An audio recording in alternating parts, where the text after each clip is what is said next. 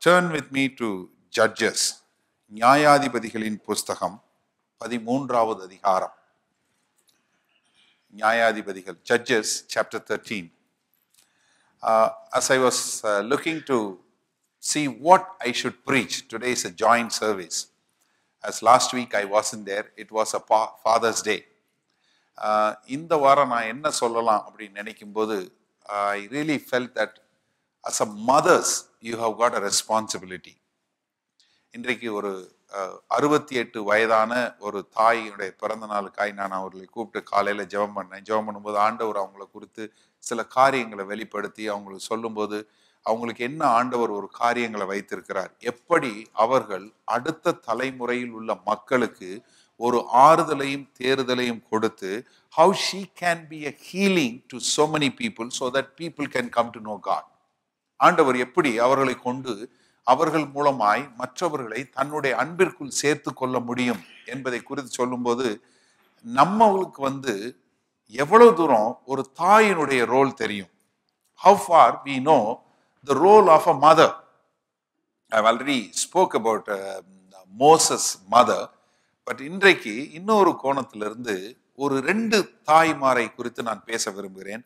ஒரு தாய், நேரம் இருந்தால் 3 தாய். ஓகே, ஒரு தாய் எப்படி ஆண்டவரிடமிருந்து ஒரு கிருபையை பெற்றால் அதை எப்படி தன்னுடைய பிள்ளைக்கு கொடுக்காமல் போய்விட்டாள். The mother who received the blessing from the Lord and a specific purpose, God gave the child, but yet she missed it. But there is another woman who received it, but how she made it a everlasting change in the child's life. இங்க சாம்சனுடைய mother, சிம்சோனுடைய தாய், the mother of Samson. தமிழில் Samson, in English Samson. In Judges chapter 13 verse 3, நியாயாதிபதிகள் 13வது அதிகாரம் 3வது வசனம். And the angel of the Lord appeared to the woman and said to her, Indeed, now you are barren and have borne no children, but you shall conceive and bear a son. Now therefore, please be careful not to drink wine or similar drink, and not to eat anything unclean.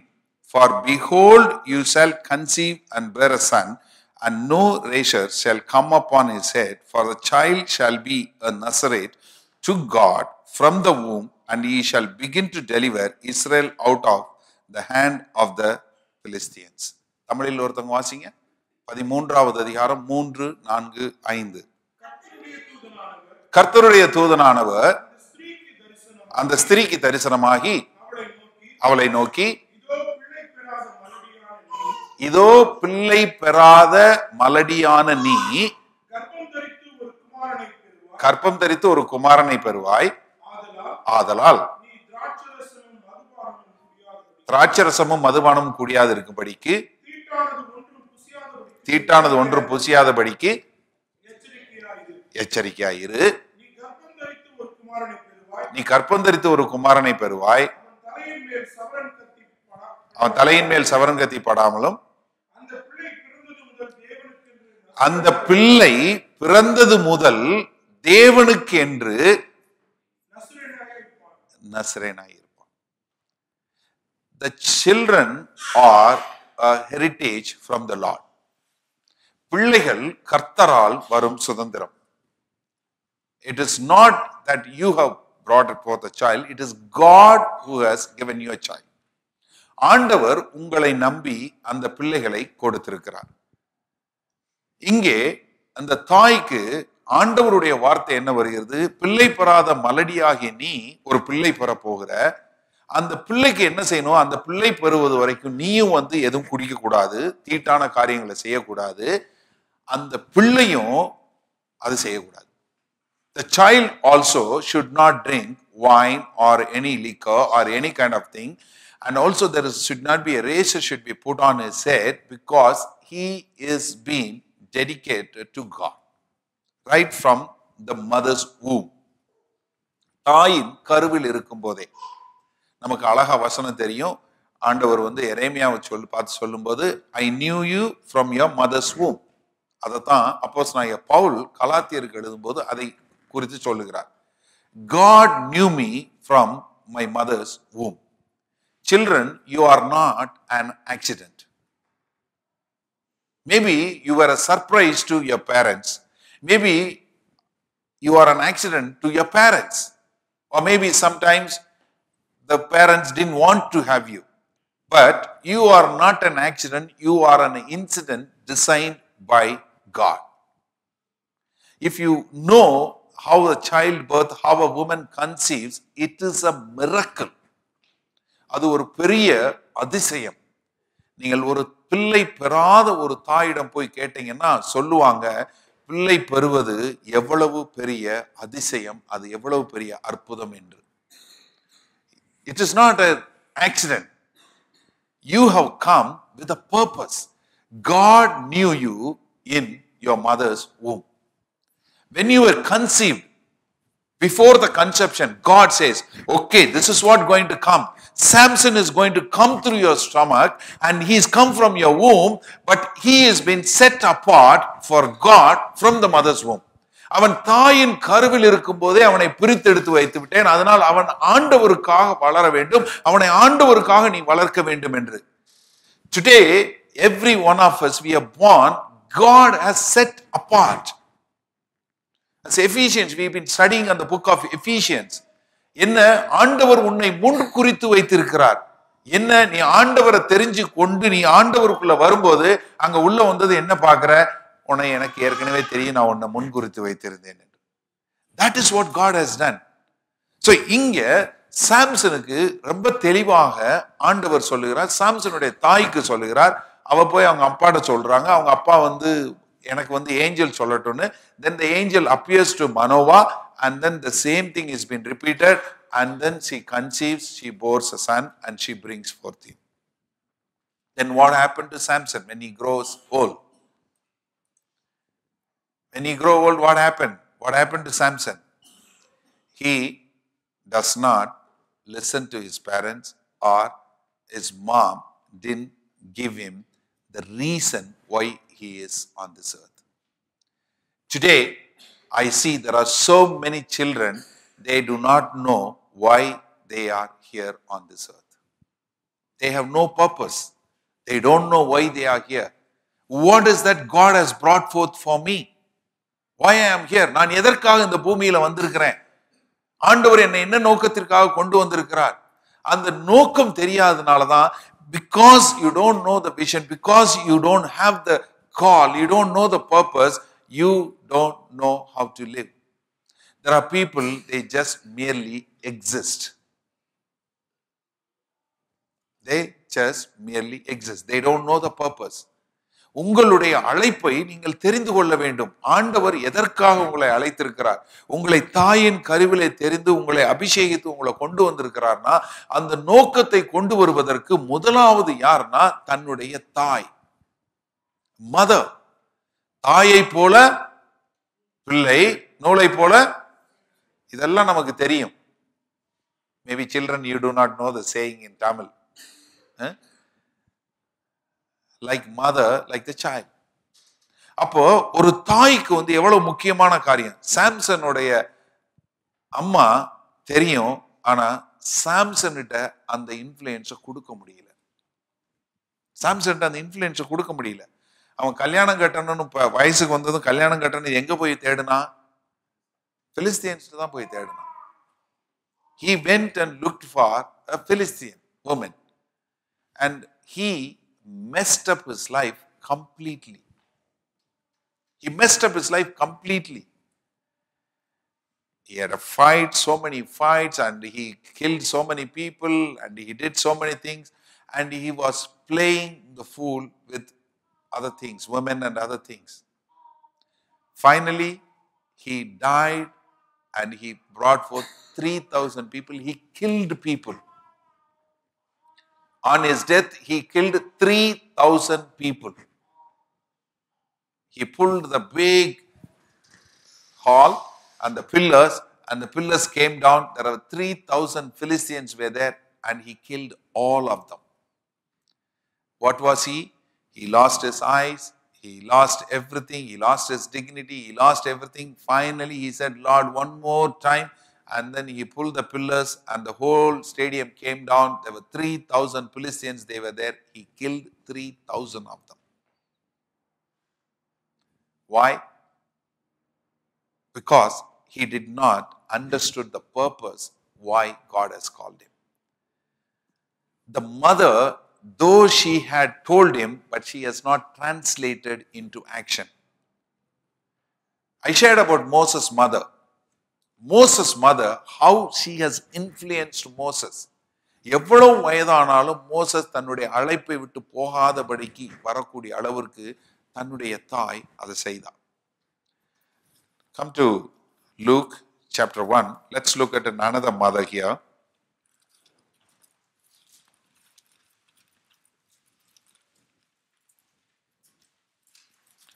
லூக்கா முதலாவது அதிகாரம். இங்கே நம்ம இன்னொரு தாய், குழந்தை இல்லாத ஒரு தாய். லூக்கா 1வது அதிகாரம்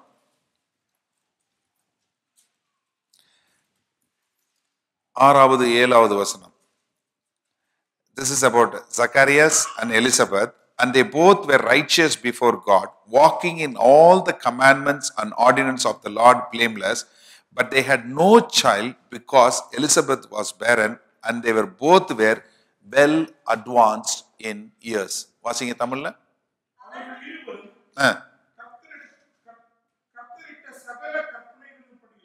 கர்த்தருடைய சகல கற்பனைகளின்படியும் நியமங்களின்படியும் குற்றமற்றவர்களாய் நடந்து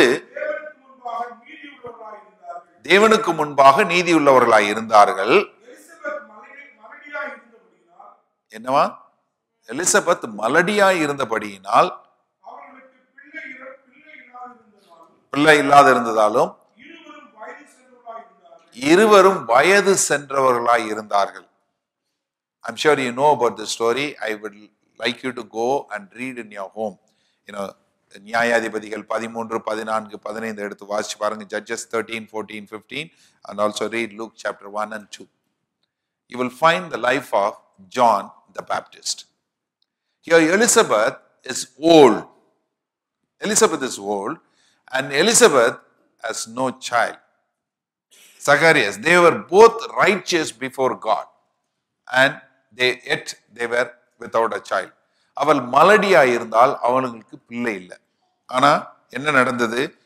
அங்க வந்து தேவதூதன் வந்து அப்பியர் ஆகி என்ன சொல்றான்? 13வது வசனம் பாருங்க.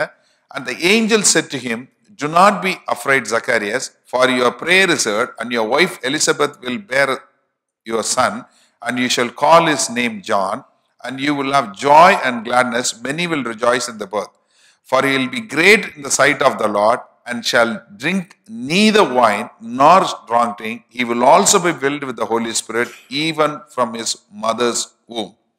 15வது வசனம் தமிழ்ல வாசிங்க. அவன் கர்த்தருக்கு முன்பாக பெரியவனாய் இருப்பான், திராட்சரசமும் மதுவும் குடியான், தன் தாயின் வயிற்றில் இருக்கும்போதே பரிசுத்த ஆவியினால் நிரப்பப்பட்டிருப்பான். இங்கேயும் சேம் வேர்ட் கம்ஸ். இங்கேயும் அதே தான். இங்க சிம்சோனுடைய அம்மாவுக்கு வந்த அதே வார்த்தை இங்கேயும் வருது. என்ன? நீ வந்து அவன் கர்த்தருக்கு முன்பாக பெரிய ஆளா இருப்பான், கர்த்தர் உன்னை அவனை அழைச்சிருக்கிறாரு, அவனுக்கு வந்து தாயின் வயிற்றிலிருந்தே அபிஷேகம் பண்ணப்பட்டவன், அவன் வந்து என்ன பண்ணுவான்? கர்த்தருக்காக வழியை ஆயத்தப்படுத்துவான். ஆனா என்ன செய்யக்கூடாது? He should never drink wine or any liquor, and he has to be set apart for God. இந்த பையனை எப்படி வளர்த்தாங்க அவங்க ரெண்டு பேரும்? How did they bring up this child? They brought up John the Baptist in a way that he lived his life with a purpose. நீங்க John த பேப்டிஸ்ட பத்தி ஜக்கரியாஸ் கொடுக்கக்கூடிய தீர்க்க தரிசனமாக அந்த லூக்கா 1வது அதிகாரத்துல கடைசி வசனங்கள் பாருங்களேன். 78, 79, 80, 78, 79, 80 வாசிங்க. லூக் 1. அந்தகாரத்திலும் மரண இருளிலும் உட்கார்ந்திருக்கிறவர்களுக்கு வெளிச்சம் தரவும், நம்முடைய கால்களை சமாதானத்தில் வழியில் நடத்தவும்,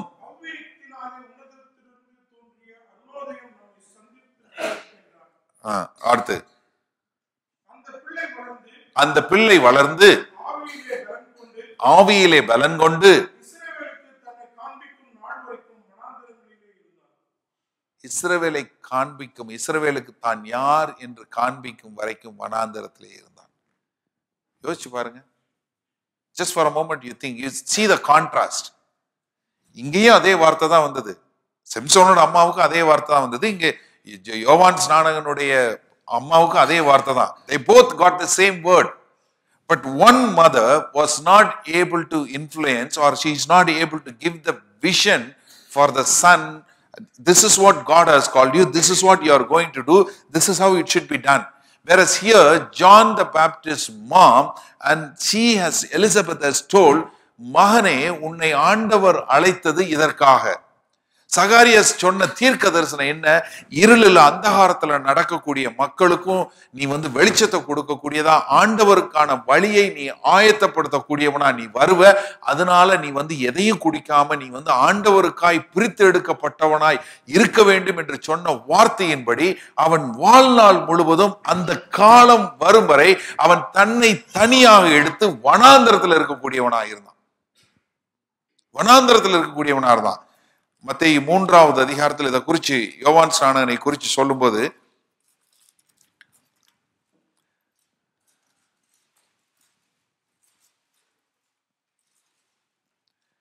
மத்தேயு 3வது அதிகாரம் முதல் வசனம் வாசிங்க. அந்த நாட்கள் எங்க இருந்தா? யூதேயாவின் வனாந்தரத்தில் இருந்தான். 4வது வசனம் வாசிங்க. இந்த யோவான் ஒட்டக மயிர் உடை தரித்து தன் அறையில் வாய்க்கச்சையை கட்டி கொண்டிருந்தான். என்ன இருந்தது? வெட்டுக்கிளியும் காட்டுத்தேனும். வனாந்தரத்துல இருந்தா என்ன கிடைக்குமோ அதை தான் சாப்பிட்டுட்டு இருந்தான். Today, you know what is the problem? We have that abundance. We have so much of abundance. And we spoil our children thinking that we are loving them by giving everything. பெற்றோர்கள்ட்ட ஒரு நிமிஷம் நான் சொல்றேன். உங்க பிள்ளைக்கு கேட்கறதெல்லாம் வாங்கி கொடுக்கறது அன்புன்னு நினைச்சீங்கன்னா நீங்க தான் முட்டாள். ஹலோ, மறுபடியும் சொல்றேன். உங்க பிள்ளை கேட்கறதெல்லாம் கொடுத்தா நீங்க அன்பு செலுத்துறது நினைச்சீங்கன்னா நீங்க முட்டாள்தனமான காரியம் செய்றீங்கன்னு அர்த்தம்.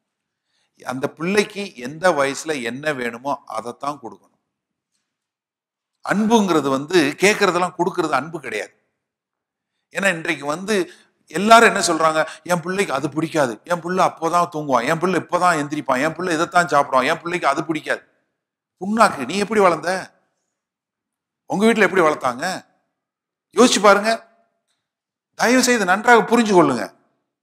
ஏன்னா இன்னைக்கு நம்ம பண்ணக்கூடிய தவறுகள், ஏன்னா நீங்க பிள்ளைய அன்புல வளர்க்குறோம்னு சொல்லி தவறான பாதையில வளர்த்தரக்கூடாது. அதுக்காக தான் சொல்றேன். பிள்ளைய கண்டிக்கிறதே கிடையாது.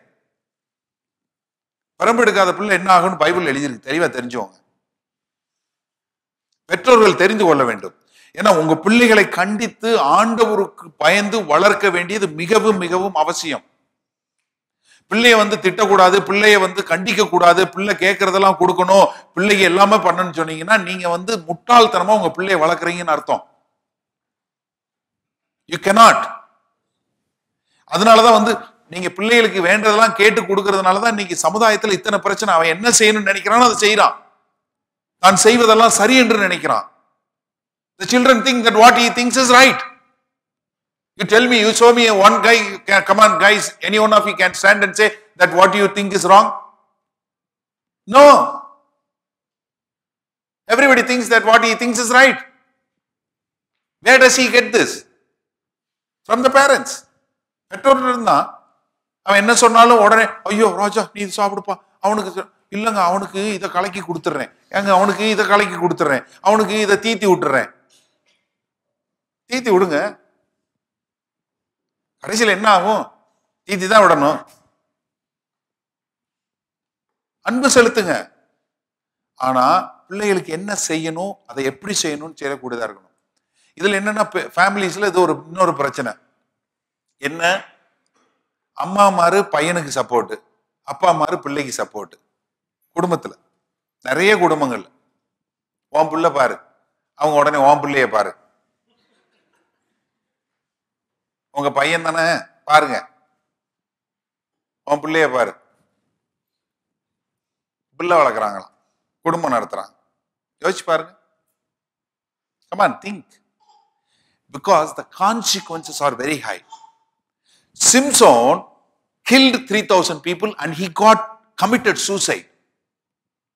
ஆண்டவருக்காய் பிரித்தெடுக்கப்பட்டு இஸ்ரவேலை ரட்சிக்க பிலிஸ்தியர்கள் கையில் இருந்து ரட்சிக்கப்படுவதற்காக அழைக்கப்பட்ட Samson, he lost it completely. Whereas when Elizabeth got the word that you are going to have a child, that child is going to prepare the way for the Lord, and he lived for God. யோவான் சானகன் ஆண்டவருக்காய் இரத்த சாட்சியாய் மரிக்கக்கூடியவனாய் இருந்தான். வாழ்நாள் முழுவதும் ஆண்டவருக்காய் நியமித்த பிள்ளையாய் இருந்தான். அவனுக்காக கொடுக்கப்பட்ட காரியங்களை செய்தான். ஆண்டவராய் இயேசு கிறிஸ்து பூமியில சொன்னது, கடைசியா வந்த எலியா தீர்க்கதரிசி இவன் தான் என்று யோவான் ஸ்நானகனை பார்த்து சொல்லக்கூடிய அளவிற்கு யோவான் ஸ்நானகன் வாழ்ந்து ஆண்டவருக்காய் மரித்தான். உங்க கையில தான் அது இருக்கு. பிள்ளைங்களை நீங்க எப்படி வளர்க்குறீங்க, பிள்ளைங்களுக்கு எப்படி நீங்க போதிக்கிறீங்கிறது ரொம்ப முக்கியம். அது இல்லைன்னா நீங்க ஒண்ணு சாம்சன் மாதிரி கொண்டு வந்துருவீங்க, இல்ல ஜான் த பேப்டிஸ்டா கொண்டு வருவீங்க. How to you see your child? நீங்கள் எப்படி உங்க பிள்ளையை வளர்க்குறீங்க? யோசிச்சு பாருங்க. நம்மகிட்ட என்னன்னா சிலருக்கு என்ன பிரச்சனைன்னு கேளுங்க. நீங்க சின்ன பிள்ளைல நிறைய காரியங்கள் என்ஜாய் பண்ணல. எப்படி? பிள்ளைங்களுக்கு நீங்க என்ஜாய் பண்ணல. நீங்க சின்ன பிள்ளையா இருக்கும்போது, நம்ம இருக்கும்போது போன் கிடையாது, நம்ம இருக்கும்போது இன்டர்நெட் கிடையாது, நம்ம இருக்கும்போது டெலிவிஷன் கிடையாது, நிறைய காரியங்கள் கிடையாது. இப்ப பிள்ளைங்களுக்கு வந்துருச்சு. இப்ப என்ன, பிறந்த பிள்ளையே டச் ஸ்கிரீனோட தான் பிறக்குது. எதை கொடுத்தாலும் யார் நம்ம சர்ச்சில் இருக்க எந்த 2 வயசு பிள்ளைகிட்ட கொடுங்க, அழகா போனை அன்லாக் பண்ணி அழகா உடனே எல்லா காரியமும் செஞ்சிடும். சொல்லுங்க, யாராவது எந்த வீட்லயாவது பிள்ளை போன் அன்லாக் பண்ணி இது பண்ண தெரியாது, யூடியூப் போட தெரியாதுன்னு சொல்லுங்க. எவ்ரி சைல்டு அது அவங்க கரெக்டா அவங்க யூடியூப்ல அவங்களுக்கு என்ன பிக்கா என்ன பிக்கு, ஏதோ ஒரு பிக்கை போட்டு பாக்குறதுக்கு அவங்க கரெக்டா இருக்காங்க. அவங்களால அதை சர்ச் பண்ணி கரெக்டா போடவும் தெரியுது, இது பண்ணவும் முடியுது. சில வீடுகள்ல பிள்ளைங்க டெலிவிஷன் பார்க்கும்போது பெற்றோரும் பார்க்க முடியாது. அது அவ புள்ள அவ தூங்கும், அவதான் பாப்பா. அப்ப நம்ம எல்லாம் உட்காந்து அதையே பார்த்து நம்மளுக்கு கேப்பிக்கேன்னு சிரிக்க வேண்டிய நிலைமை. கொடுமை. சீரியஸா. நீங்க வீட்டுல நம்ம வளரும்போது அப்படியா இருந்தோம்? அப்பா முன்னாடி உட்கார்ந்தோமா? யோசிச்சு பாருங்க. பெற்றோர் முன்னாடி உட்கார்ந்தோமா? எவ்வளவு மரியாதையோட வளர்த்தோம், எவ்வளவு மரியாதையோட வளர்ந்தோம். அப்படிதான் வளர்த்தாங்க. தகப்பா முன்னாடி இது பண்ண முடியாது, அப்பா நியூஸ் பேப்பர் வாசிக்கும் போது நீ இது பண்ணக்கூடாது, அப்பா இது செய்யும்போது தொந்தரவு பண்ணக்கூடாது, இப்படியெல்லாம் வளர்த்தோம். இப்ப என்ன, அப்பா போடா டேடின்னு போயிட்டு இருக்கான். மரியாதையும் கிடையாது, ஒன்றும் கிடையாது. இது என்னன்னா, நீங்க என்ன நினைக்கிறீங்க? அன்பு. என்ன, பிள்ளைக்கு அன்பு செலுத்துறோமா? அப்போ ஒரு பிள்ளைக்கு நீங்க ஒரு தரிசனமாய் சொல்ல வேண்டியது மிகவும் முக்கியம். as a parents you need to, ஒரு பெற்றோராய் நீங்கள் பிள்ளைகளை தேவனுக்கு அடுத்த காரியங்களில் வளர்க்க வேண்டியது மிக மிக முக்கியம். ஏன்னா நம்ம கண் முன்னாடி நம்ம பார்க்கிறோம். இதுல என்னன்னா, தாய்மார்களுடைய பங்கு பெரும் பங்கு. as a mother, ஏன்னா நீங்க பிள்ளையை வளர்த்து நீங்க பால் கொடுத்து, நீங்க மார்புல கொடுத்து பால் கொடுத்து நீங்க சொல்லும் போது, நீங்கள் பிள்ளைகளுக்கு சொல்லக்கூடிய ஒவ்வொரு காரியமும் அதுக்குள்ளதான் இருக்கு. அங்க பிள்ளைகளை எப்படி வளர்க்குறீங்க, எந்த மாதிரி பிள்ளைகளுக்கு போதிக்கிறீங்க, அது ரொம்ப முக்கியம். அது ஆணாக இருந்தாலும் சரி, பெண்ணாக இருந்தாலும் சரி, நீங்க வளர்க்கிறது. ஏன்னா தாய்மார்கள் they play a major role. அம்மாமார் ரொம்ப மிக முக்கியமான பங்குதி. நீங்க சின்ன பிள்ளை நினைக்காதீங்க. உங்க பிள்ளைகிட்ட கேளுங்க, எல்லாமே சொல்லுவாங்க. இன்னொரு காரியம் சொல்றேனே, Samuel 1 Samuel, come to 1 Samuel.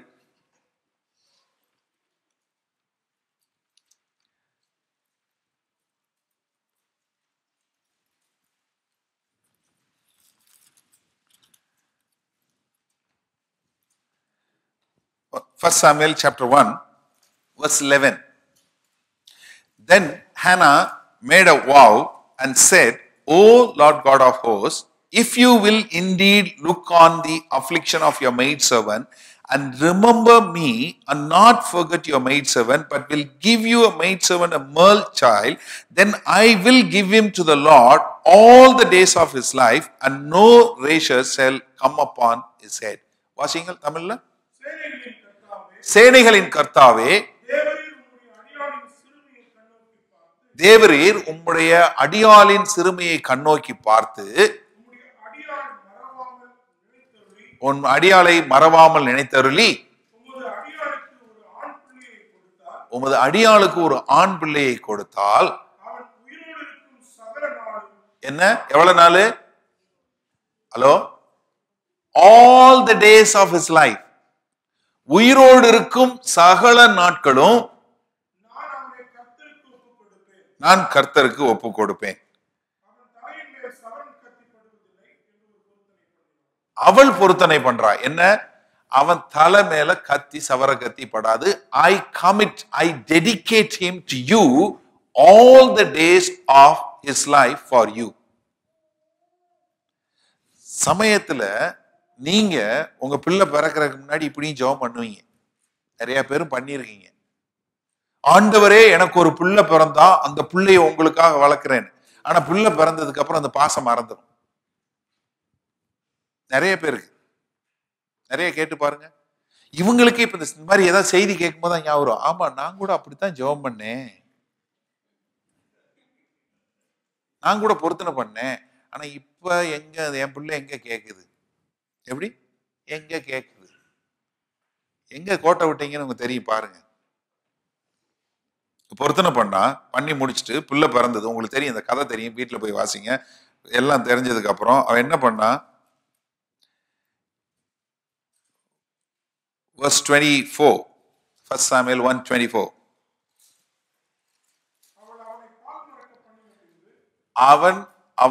அவனை பால் மறக்க பண்ணின பின்பு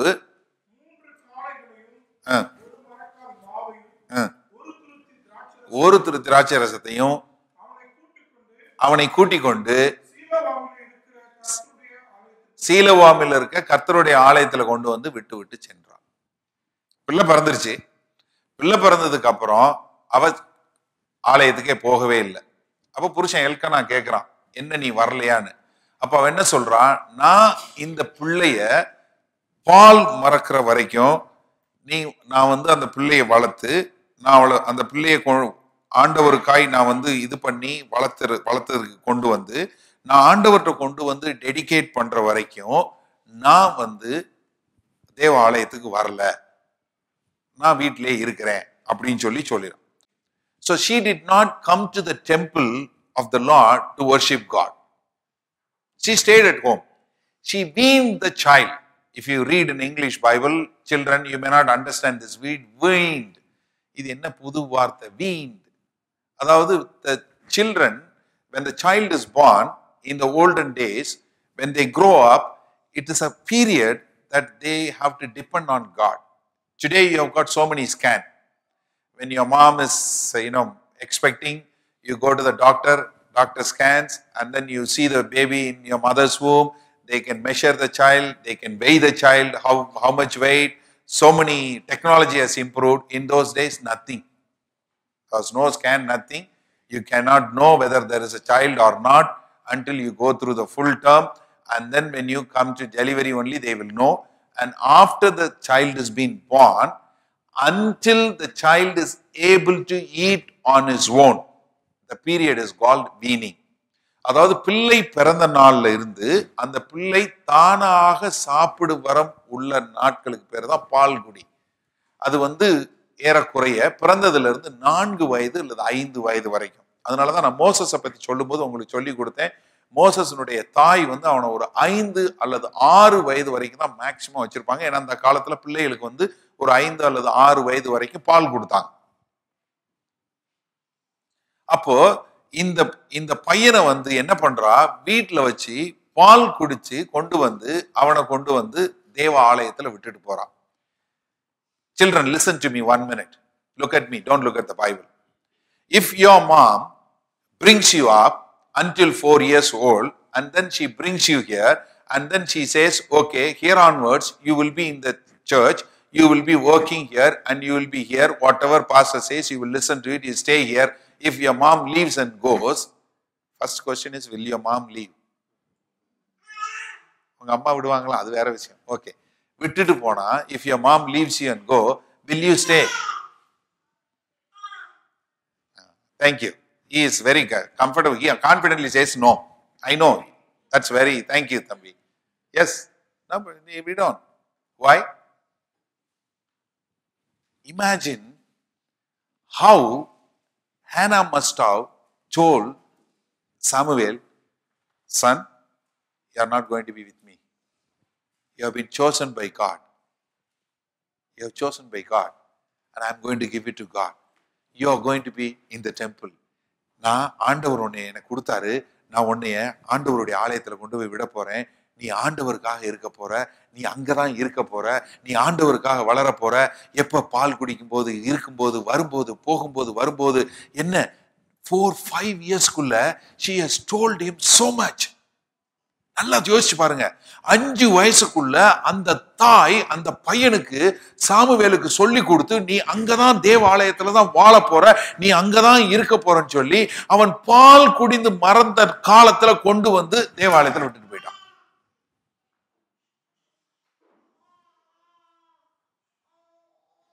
Today we don't want to give anything to God. We make a vow. ஆண்டவரே, புள்ள பிறந்தா நான் இப்படி செய்யறேன், ஆண்டவரே எனக்கு இதை கொடுத்தீங்கன்னா நான் அதை செய்யறேன், அதை கொடுத்தா இதை செய்யறேன். நான் எப்பயுமே சொல்லுவேன், உங்ககிட்ட இருக்கிறத முதல்ல கொடுங்கன்னு. என்ன நிறைய பேர் சொல்லுவாங்க, வீடு வித்ததுன்னா அதுல இருந்து நான் தசமபாகம் கொடுக்குறேன், இல்ல வீடு வித்ததுன்னா அதுல இருந்து நான் சர்ச்சுக்கு இது வாங்கி கொடுக்குறேன், அது வாங்கி. அதெல்லாம் செய்யவே மாட்டேங்க. இருக்கிறத கொடுக்காத நீ எப்படி வித்து இது பண்ண போற? இல்லைன்னா அவன் சொல்லும்போது என்ன சொல்லுவான், விற்காத ஒரு பொருள் எடுத்து வச்சு, இது இந்த விலைக்கு வித்துச்சுன்னா ஆண்டவர் கொடுக்குறேன். எப்படி? இது எப்படி விற்காதுன்னு தெரியும். இது வித்துருச்சுன்னா அதுல இருந்து நான் கொடுக்குறேன். உங்ககிட்ட என்ன இருக்கு? சில்ட்ரனை பாருங்க. இவ கொண்டு வந்து விட்டுட்டு போயிட்டு என்ன பண்றான்? 27வது வசனம் வாசிங்க. இந்த பிள்ளைக்காக விண்ணப்பம் பண்ணினேன், கர்த்தரிடத்தில் கேட்ட என்னுடைய விண்ணப்பத்தின்படி எனக்கு கட்டளையிட்டார். ஆகையால் அவன் கர்த்தருக்கென்று கேட்டப்பட்டபடியினால் அவன் உயிரோடு இருக்கும் சகல நாளும் அவனை கர்த்தருக்கே ஒப்பு கொடுக்கிறேன். இது எல்லா பெற்றோர்களும் ஜெபம் பண்ண வேண்டிய ஜெபம்.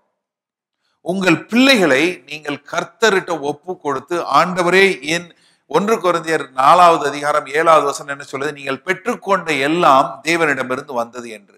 பிள்ளைகள் கர்த்தரால் வந்த சுதந்திரம். ஆண்டவரே, எனக்கு இந்த பிள்ளையை கொடுத்திருக்கீங்க, நான் வாழ்நாள் முழுவதும் என் பிள்ளை உங்களை பின்பற்றி வாழ வேண்டும், அதற்காய் நான் என் பிள்ளையை உங்ககிட்டயே ஒப்பு கொடுக்கிறேன்னு சொல்லி நீங்க ஒப்பு கொடுக்கும் போது ஆண்டவர் தன்னுடைய காரியங்களை செய்வார். கொண்டு வந்து ஒப்பு கொடுத்து அந்த பிள்ளையை கொடுத்துட்டு போறா. கொடுத்துட்டு போயிட்டு நீங்க பாருங்க, 1 Samuel chapter 2 verse 18 and 19. But Samuel ministered before the Lord even as a child, wearing a linen ephod. Moreover, his mother used to make him a little robe and bring it to him year by year when she came up with her husband to offer the yearly sacrifice. தமிழ்ல வாசிங்க. Samuel என்னும் பிள்ளையாண்டான் கர்த்தருக்கு முன்பாக பணிவிடை செய்தான். எப்ப? சின்ன பிள்ளையா இருக்கும் போதே. அவனுடைய தாய் வருஷந்தோறும் பலியை செலுத்துவதற்காக தன் புருஷனுடைய வருகிற போதெல்லாம்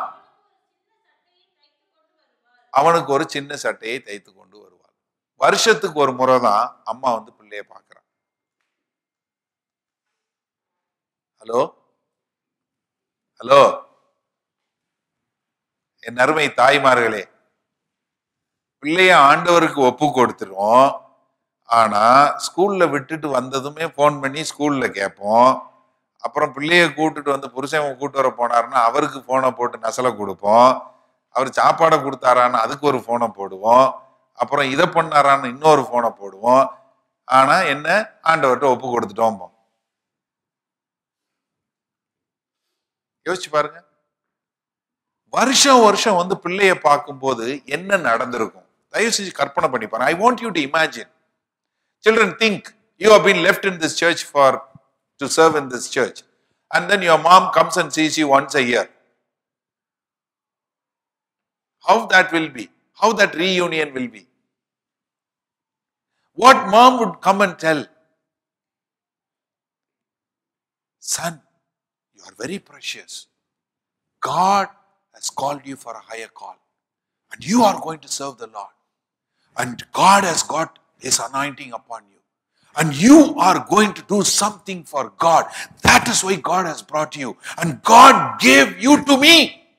ஆண்டவர் என்னை உனக்கு கூட என்ன கொடுத்தார். ஏன்? என் மூலமா, நீ உன் மூலமாய் ஆண்டவர் இந்த இஸ்ரவேல் தேச மக்களுக்கு ஒரு காரியத்தை கொண்டு வருவதற்காக தான் கொண்டு வந்திருக்கிறாரு. நீ மறந்துடாத. நீ தேவனுக்கு என்று அர்ப்பணிக்கப்பட்டவன். ஓ வாழ்நாள் முழுவதும் நீ ஆண்டவருக்காய் வாழ வேண்டும் என்று. சாமுவேல் அப்படிதான் வாழ்ந்தாரு. சாமுவேல் வாழ்ந்த வாழ்க்கையை நீங்க போய் எடுத்து சாமுவேலோட வாழ்க்கையை எடுத்து வாசிச்சு பாருங்க. How he lived for God. He is the last judge. நியாயாதிபதிகளில் கடைசி நியாயாதிபதியாகவும் தீர்க்கதரிசியாகவும் இருந்து அவர்கிட்ட அடுத்து ராஜாக்கள் வருவதற்கு கடைசியா இருந்த சாமுவேல் எப்படி வாழ்ந்தார்? He served all the days of his life. Samuel served God all the days of his life.